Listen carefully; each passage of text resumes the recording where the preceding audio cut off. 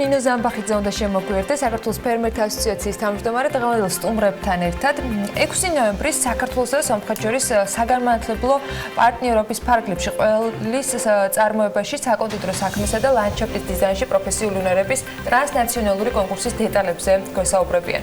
კონკურსის მიზნები, კრიტერიუმები და შესაძლებლობები ნინო ზამბახიძემ, ირაკლი გიორბელიძესთან, პროექტის კომპეტენციები დასაქმებისთვის კოორდინატორთან და ასევე ჩვენს კიდევ ერთ სტუმართან ირაკლი ნიკოლოზ მესხიშვილთან განათლების ექსპერტთან ერთად უნდა განვიხილოთ. მოგესალმებით და მადლობა სტუმართან. დილამშვიდობისა, მივესალმებით ჩვენ მაყურებელს. თქვენიცით ჩვენთვის რამდენად მნიშვნელოვანია განათლება, რამდენად მნიშვნელოვანია მათ შორის პროფესიული განათლება და დღეს ძალიან საინტერესო პროექტზე გვინდა ვისაუბროთ. დიდი მადლობა ირაკლი პირველ რიგში და ნიკოლოზ ეთერში მობრძანებისთვის. ირაკლი, თქვენთან გადმოვალ კითხვით უფრო ცხადი რო იყოს მაყურებლისთვის, რას ემსახურება World Vision-ის ეს პროექტი და ზოგადად რას აკეთებს World Vision? კი ბატონო. მოგესალმებით, ძალიან დიდი მადლობა რომ მოგვიწვიეთ პირდაპირ ეთერში. World Vision საქართველოს ერთ-ერთი მთავარი მიზანი არის ახალგაზრდების გაძლიერების, განვითარების ხელშეწყობა და ამ კომპონენტში ჩვენ განსაკუთრებით მუშაობთ მათი დასაქმების უნარიანობის ამაღლებისათვის.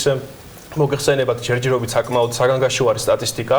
ყოველი მესამე ახალგაზრდა საქართველოში ეძებს სამსახურს, ანუ უმუშევრობის პროცენტი დაახლოებით 30 აღწევს. და აქედან გამომდინარე ჩვენ შესაბამის საგანმანათლებლო უწყებებთან, სახელმწიფო სტრუქტურებთან და საერთაშორისო ორგანიზაციებთან ერთად ინტენსიურად მუშაობთ ამ პრობლემის აღმოფხვრაში, წვრილის შესატანად. ერთ-ერთი პროექტი, რაც ჩვენ გვაქვს, მე მცირე ბროშურად წამოგიღეთ, რომ დეტალურად გავეცდოთ, ეს არის კომპეტენციები დასაქმებისათვის. ჩვენ მოვიპოვეთ გრანტი ევროკავშირისაგან, ეს არის 3 წლიანი პროექტი. ევროკავშირის აღმოსავლეთ პარტნიორობის ქვეყნებში აქვს პროგრამა ევროკავშირი ახალგაზრდებისათვის და სწორედ ამ პროექტის ფარგლებში იმართება ის აქტივობა, რაც ეს არის თქვენ ახსენეთ. მადლობა. ნიკოლოზ, თქვენთან მექნება შეკითხვა. რა გამოწვევის წინაშე ვდგავართ განათლების კუთხით?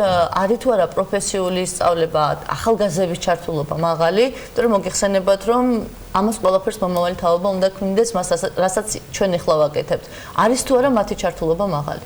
მოგესალმებით ყველას, დიდი მადლობა მოწვევისთვის და ამ შესაძლებლობებისთვის. აქვე მინდა უბრალოდ თავიდანვე ვთქვა, რომ საქართველოს ფერმერთა ასოციაციისთვის, როგორც უკვე აღნიშნე ნინო, განათლება არის ერთ-ერთი პრიორიტეტული მიმართულება და ძალიან მოხარული ვარ, რომ ამ პროექტში და ზოგადად ფერმერთა ასოციაციაში მიიწევს საგანმანათლებლო შესაძლებლობებზე ჩვენს ფერმერებთან, ახალგაზრდებთან საუბარი ყველა რეგიონში. მინდა ვთქვა, რომ საქართველოს ფერმერთა ასოციაცია, რომელიც კოორდინაციას უწევს პროფესიული განათლების გრძელვადიანი პროგრამების დანერგვას საქართველოს მასშტაბით, ასევე დასრულებისთვის მოკლევადიანი მომზადება-გადამზადების პროგრამების შემუშავებას და ზოგადად უკვე ჩვენ საერთაშორისო დონეზეც დისტანციურ პროგრამებს ვახორციელებთ ხომ ცნობილ სასწავლებლებთან. მინდა ვთქვა, რომ გამოწვევები მაინც დღესდღეობით საკმაოდ ბევრია. იმ კუთხით, რომ ჩვენ თუ საერთაშორისო სტატისტიკას მოვიყვანთ, სადაც სამუშაოზე დაფუძნებული სწავლების დუალური პროგრამები ძალიან პოპულარულია ისეთ ქვეყნებში, დაახლოებით სკოლის კურსდამთავრებულები, სკოლის მოსწავლეები, როდესაც ამთავრებენ სწავლას, 70% მიემართება პროფესიული განათლებისკენ, შეიძლება ასე ითქვას, მაშინ როდესაც ჩვენთან რეალობა აბსოლუტურად განსხვავებულია. ყველას რატომღაც მიაჩნია, რომ უნდა კონდეს უმაღლესი განათლების დიპლომი. ყველას მიაჩნია, რომ უნდა კონდეს ბიზნესის, მენეჯმენტის, ადმინისტრირების, ჯანდაცვის მიმართულებით დიპლომი და მოგეხსენებათ, რომ გვაქვს დიპლომები, გაჯერებულია უკვე ბაზარი ასეთი ტიპის კადრით და სამსახურის ძებნა არის ძალიან რთული.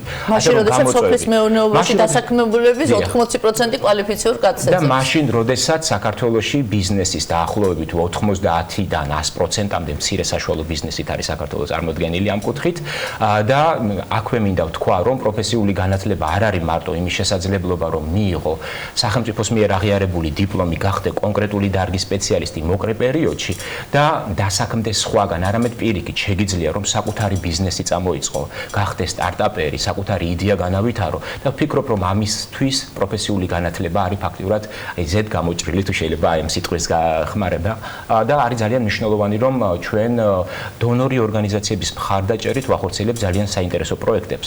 მოგეხსენებათ, რომ 2016 წლიდან ევროკავშირთან ერთად, ასევე 2016 წლიდან დაიწყო გაეროს განვითარების პროგრამის, შვეიცარიის განვითარებისა და თანამშრომლობის სააგენტოს, საქართველოს განათლების, მეცნიერების, კულტურისა და სპორტის სამინისტროს და საჯარო პროფესიული სასწავლებლების ჩართულობით და აქვე არ მინდა რომ დაგვაუწყდეს, რომ ფერმერები, რომლებიც ამის განუყოფელი ნაწილია, ამ ერთობლივი დაინტერესებული მხარეების ერთობლივი ჩართულობით ჩვენ უზრუნველყოფთ ყველა ფაქტობრივად უკვე 7 რეგიონში, ყველას ვერ მოუწევთ, რამდენიმე დაგვრჩა, მაგრამ ბევრ რეგიონში უკვე პროფესიული განათლების მიწოდებას და აი ამ პროექტის ფარგლებში ძალიან მნიშვნელოვანი იყო ის სიახლე, რომელიც ჩვენ დღეს აქ გვაქვს 6 ნოემბერს იქნება მასშტაბური ღონისძიება საქართველოსა და სომხეთს შორის ინტერნაციონალიზაციის გაძლიერების კუთხით და ასევე საგანმანათლებლო პარტნიორული ურთიერთობების დამყარების კუთხით გვაქვს უნიკალური კონკურსი პროფესიული უნარების შეჯიბრი სოფლის მეურნეობაში.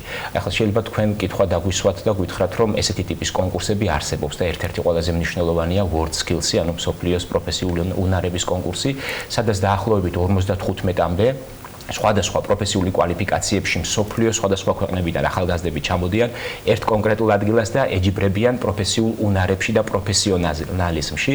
გვინდოდა რომ ეს მოდელი რეგიონულ დონეზე საქართველოსა და სომხეთს შორის დაგვენერგა და პირველი ვართ ფაქტიურად ჩვენ, რადგან სოფლის მეურნეობაში არ ყოფილა მსგავსი ტიპის პრეცედენტი, მიუხედავად იმისა, რომ World Skills აქვს გარკვეული პროფესიები, მაგრამ სოფლის მეურნეობა რატომღაც მოკლებული იყო ამას და ალბათ მიზეზი ერთ-ერთი ის იყო, რომ რთულად განსახორციელებელი და ამ კუთხით ვფიქრობ, რომ ჩვენ ამ შემთხვევაში გვაქვს ძალიან კარგი სიახლე და მივცემთ შესაძლებლობას ახალგაზრდებს დაახლოებით 30 წლამდე. მათ ვისაც აქვთ უკვე პროფესიული კვალიფიკაცია სოფლის მეურნეობის მიმართულებით ან სამუშაო გამოცდილება ერთ სივრცეში, როგორც უკვე თქვენ აღნიშნეთ, საკონდიტრო საქმის მიმართულებით, ასევე ლანდშაფტის დიზაინის მოწყობის მიმართულებით, ყველის ამოყვანის მიმართულებით, ქართველები და სომხები ერთმანეთს შეეჯიბრებიან დაახლოებით 5-6 საათიანი კონკურსის ფარგლებში. და ირაკლი, მაშინ თქვენ დაგიბრუნდებით ამ შეკითხვით, რატო იყო თქვა სომხეთი არჩეული? ძალიან მნიშვნელოვანია ეს, თუნდაც ისო ჩვენ ესეთი მეზობლური ურთიერთობა გვაკავშირებს, ჩვენ ეთნიკურად უმცირესი რეგიონით გვაქვს, მათ შორის სამცხე-ჯავახეთი. რატომ სომხეთი? აი და თქვათ, რატომ არ არის ასევე სხვა რეგიონში მცხოვრები ადამიანები ჩართული ამ კუთხით? კი ბატონო, კარგი შეკითხვა არის. ჩვენი პროექტი ამ შემთხვევაში ამიერკავკასიაში ხორციელდება ორ ქვეყანაში, საქართველოსა და სომხეთში. როგორც ნიკოლოზმა აღნიშნა, ოლდიჟენ საქართველოსა და ფერმერთა ასოციაციის თანამშრომლობის ფარგლებში სწორედ ეს აქტივობა იგეგმება. სწორედ ამიტომ ჩვენ ვეპატიჟებით ჩვენს პარტნიორებს ამ შემთხვევაში World Vision სომხეთის ოფისს და იქაო რომ სომხეთის ადგილობრივი ორგანიზაციას, რომელსაც ფერმერთა ასოციაციის მსგავსად უკვე სომხეთში აქვს საკმაოდ დიდი გამოცდილება პროფესიულ სასწავლებლთან თანამშრომლობის, სოფლის მეურნეობის მიმართულებით და ჩვენთვის ძალიან საინტერესო იქნება, როგორც ნიკოლოზმა აღნიშნა, რომ ვნახოთ უკვე საერთაშორისო სახე, რომელიც საქართველოში შექმნება, როგორ განხორციელდება. ჩვენ რა თქმა უნდა გვაქვს გეგმები შესაბამის დონორ და სახელმწიფო სტრუქტურებთან ერთად, რომ ის გავაფართოვოთ, შემდგომ წლებში მოვიცავთ უკვე მთელი აღმოსავლეთ პარტნიორობის ქვეყნები და უკვე შემდეგ საერთაშორისო სახე მივცეთ სწორედ იმ პილოტს, რასაც ჩვენ 6 ნოემბერს საგურამოში განვახორციელებთ. და ბოლო შეკითხვა, ირაკლი, თქვენთან მექნება და მე ნიკოლოზ თქვენს თუ ერთი სიტყვით გააკეთებთ შეჯამებას. აი, როდესაც უყურებთ სომხეთს და როდესაც უყურებთ საქართველოს, არის თუ არა სხვაობა? იმიტომ რომ პრინციპში ერთ გზას გავდივართ, შემიძლია თქვა, რომ სოფლის მეურნეობა და გარკვეული პროფესიები უფრო განვითარებულია, არის თუ არა თქვა დიდი განსხვავება? მოგახსენებთ, ჩვენ მიმდინარე წელიწადნახევრის განმავლობაში სწორედ ამდენი ხანია, რაც უკვე ჩვენი პროექტი დაიწყო, ჩვენ გავეცანით სომხურ გამოცდილებას, ასევე სომხეთიდან არაერთ ახალგაზრდულ ორგანიზაციას პროფესიულ სასწავლებლებს უმასპინძლეთ. ნიკოლოზ დამეთანხმება, რომ მათ აღნიშნეს ერთ-ერთი საკითხი, ეს არის ჩვენი პროფესიული სასწავლებლების ინკლუზიურობა. ანუ ჩვენი საგანმანათლებლო სისტემა, კერძოდ პროფესიული კოლეჯები არის უფრო მეტად ინკლუზიური, სხვადასხვა საჭიროებისა თუ თქვა შესაძლებელი შესაძლებლობების მქონე ახალგაზრდას აქვს საქართველოში შანსი, რომ მიიღოს პროფესიული განათლება და ამ მიმართულებით სომხეთი დგამს პირველ ნაბიჯებს. თუმცა იქ არის სხვა საკითხები, რა მიმართულებითაც ისინი უფრო წინ არიან ვიდრე ჩვენ. თუმცა ეს საკითხი მათ აღნიშნეს და სწორედ ამიტომ რამდენიმე სასწავლებლის დაიგეგმა, უკვე განხორციელდა და საომალოდ კვლავ გეგმავთ, რომ ამ მიმართულებით უფრო მეტად მივეხმაროთ ჩვენ სომეხ კოლეგებს. და ბოლოს ნიკოლოზ, თქვენ დაგისვათ ამ შეკითხვას, რას მოუწოდებთ ახალგაზრდებს? არის თუ არა მნიშვნელოვანი, რომ პროფესიულ განათლებაში ჩაერთონ, მიიღონ პროფესიული კვალიფიკაციები, იმიტომ რომ დღეს, როგორც თქვი, მოთხოვნა ბაზარზე არსებობს და მიწოდება პრაქტიკულად არ არსებობს. აი, თქვენ მე ვიცი, რომ ხშირად დადიხართ რეგიონებში და მოუწოდებთ სკოლის ასაკის მქონე ბავშვებს, რომ ჩაერთონ პროფესიულ სასწავლებელში. აი, ერთი სიტყვით რომ ვთქვათ, რატომ არის ეს ესეთი მნიშვნელოვანი და რატომ უნდა ჩაერთოს? იმიტომ რომ ჩვენ გვახსოვს, რომ საბჭოთა პერიოდში ჩვენ და სამწუხაროდ იმ პერიოდში როცა ცხოვრობდით, სულ იყო ესე ვთქვათ დასჯა ადამიანის, ხო, რომ თუ გინ არის სწავლი, მაშინ ჩააბარე პროფესიულ სასწავლებელში და ეს მენტალური ამბები დღესაც პრინციპში მენტალური გარდატეხა უნდა მოვახდინოთ იმ მშობლებთან და იმ მოსახლეობასთან, ვინც კიდევ იმ საბჭოთა, ასე ვთქვათ, საბჭოთა კავშირის მსხვერპლია, რომ ეს არის სირცხველი. მე მინდა კითხო თქვენ, დამთავრებული გქონთ, რაც მე მგონი ყველა უმაღლესი, ყველა განვითარებულ ქვეყანაში. რამდენად მნიშვნელოვანია პროფესიული სწავლება და რატომ უნდა ჩააბარონ ბავშვები? ძალიან დიდი მადლობა შეკითხვისთვის, ძალიან რთული იქნება ალბათ ამაზე მოკლედ პასუხის გაცემა, მაგრამ მაინც შევეცდები. ანუ თუ კი საგანმანათლებლო შესაძლებლობა გვაძლევს დროის მოკლე პერიოდში გავხდეთ კონკრეტული დარგის სპეციალისტი და არა მარტო თეორიული ცოდნა გქონდეს, არამედ რეალურად ვიცოდეთ საქმე ჩვენი ხელით როგორ ვაკეთოთ, ზუსტად ეს არის ის შესაძლებლობა ვფიქრობ, იმიტომ რომ არის დამეთანხმებით ძალიან ხშირად შემთხვევები, როდესაც ვამთავრებ საბაკალავრო პროგრამას, ვიცით თეორია და როდესაც ვიწყებთ უკვე მუშაობას, არ ვიცით თუ როგორ ვაკეთოთ საქმე და ნებისმიერი ადამიანი დამეთანხმებით რომ ამ დილემის და გამოწვევის წინაშე დგება. და მაშინ როდესაც ჩვენ ვსაუბრობთ სამუშაოზე დაფუძნებული სწავლების დუალურ პროგრამაზე, რომელიც არის სიახლე ჩვენთვის და პილოტირების რეგიონში ინერგება, პილოტირების ფაზაში ინერგება საქართველოში, აქ ფაქტიურად სწავლის შედეგების დაახლოებით 70% ხორციელდება კერძო სექტორში სამუშაო გარემოში.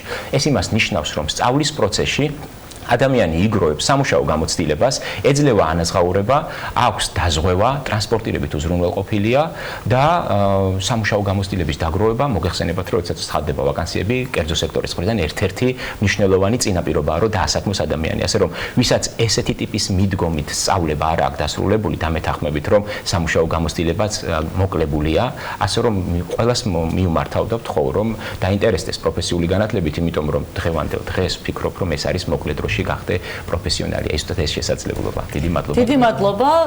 ანა, ბექა, მე მგონი დრო არის რომ თქვენს პროფესიულ სასწავლებელს მიმართოთ და გადახვიდეთ სხვა ეტაპზე. ამავდროულად შეგიძლიათ იყოთ წამყვანები და ჟურნალისტიკურ მიმართულებას ეწევა და ამავდროულად მაგალითად სოფლის მეურნეობაში გადამზადდეთ და იყოს დღის მეორე ნახევარში თქვენთვის სოფლის მეურნეობა საინტერესო. პროფესიული განათლების ნაწილია, მე მგონი და ეს თემაც ტოპ-პროფესიულია, მაგრამ უმაღლეს განათლების გარეშე შესაძლებელი არის ამ სფეროში მუშაობა და ძალიან საინტერესო. ძალიან კარგი მაგალითი არის. თუ თქვენი სახით გვეყოლება მასწავლებლები, რომლებიც ჩვენს ახალგაზრდებს ასწავლიან ზუსტად და მასწავლებლის და ინსტრუქტორების სტატუსით იქნებიან ჩვენთან ჩართული განათლების სისტემაში, ვფიქრობ, რომ ეს ერთიორად გააძლიერებს განათლების მიწოდების ხარისხს.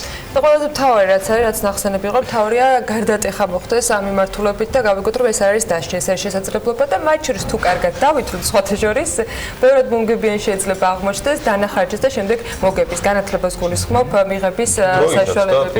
ხო, იმიტომ რომ ფაქტი რომ აჩვენებს რომ რაღაც ძალიან მინიმალური არის სხვაობა და თუ იშვიათ პროფესიებზე საუბარი, ამ შემთხვევაში შესაძლოა ანაზღაურება გადააჯარბოს კიდეც უმაღლესი სასწავლებლის განათლების მქონე ადამიანის ანაზღაურებასაც. ძალიან დიდი მადლობა ამ საინტერესო პროექტისთვის და საუბრისათვის. მადლობა ნინო სტუმრებისათვის. ნინო ზამბახიძე ფერმერთა ასოციაციის თავმჯდომარე, ნიკოლოზ მესხიშვილის განათლების ექსპერტი და ირაკლი გიორბელიძეს პროექტის კომპეტენციები დასაქმებისთვის კოორდინატორს მასმის